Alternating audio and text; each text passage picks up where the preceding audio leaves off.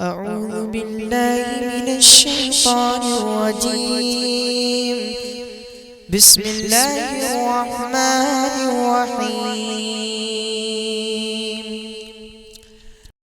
میں گزارش کر رہا ہوں اسید احمد اسید سے کہ وہ ایک بار پھر آئیں، اور باہر جو لوگ بیٹھے ہوئے ہیں ان سے گزارش ہے کہ وہ اندر آ جائیں، اس لیے کہ ایک بہت ہی اہم موضوع پر اب خطاب ہوگا.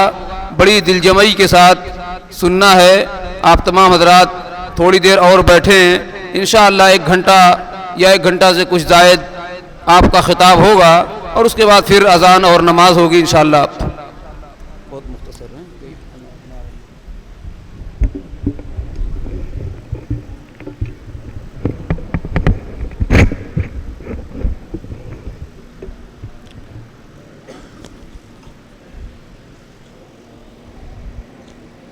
السلام علیکم ورحمۃ اللہ وبرکاتہ. ایک نظم کی فرمائش ہوئی ہے، میں حاضر کرتا ہوں بطور خاص ملاحظہ کریں.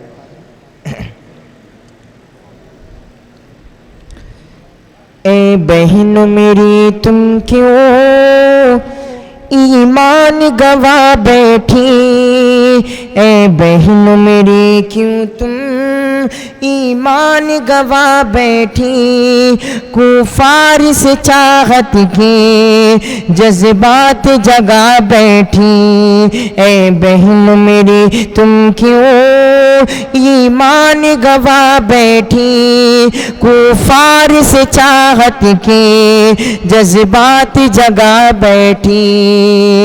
اللہ کی چاہت کو جس دل میں بسانا تھا، آقا کی محبت کو جس دل میں بسانا تھا، اسلامی حمیت کو جس دل میں بسانا تھا، اسلام کی دشمن کو اس دل میں بسا بیٹھی. اے بہن میری تم کیوں ایمان گوا بیٹھی، کفار سے چاہت کے جذبات جگا بیٹھی. یہ کیسی ہے دانائی، یہ کیسی فراست ہے، اپنوں سے عداوت ہے، غیروں پہ عنایت ہے. یہ کیسی ہے دانائی، یہ کیسی فراست ہے، اپنوں سے عداوت ہے، غیروں پہ عنایت ہے. نفرت ہے گلابوں سے، کانٹوں سے محبت ہے، جس کی نہ دوا کوئی وہ روگ لگا بیٹھی. اے بہن میری تم کیوں ایمان گوا بیٹھی، کفار سے چاہت کے جذبات جگا بیٹھی. اور یہ بشیر بطور خاص ملاحظہ کریں. احکام شریعت کا کچھ پاس نہیں تم کو، اسلام سے الفت بھی کچھ خاص نہیں تم کو. احکام شریعت کا کچھ پاس نہیں تم کو، اسلام سے الفت کی کچھ خاص نہیں تم کو.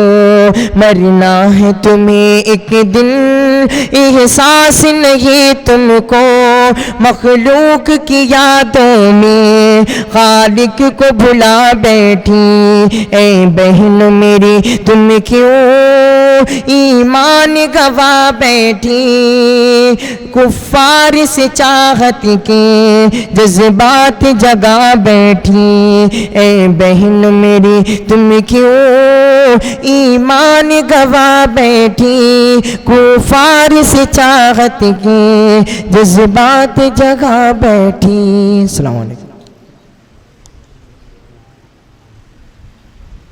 جزاکم اللہ حسن الجزا.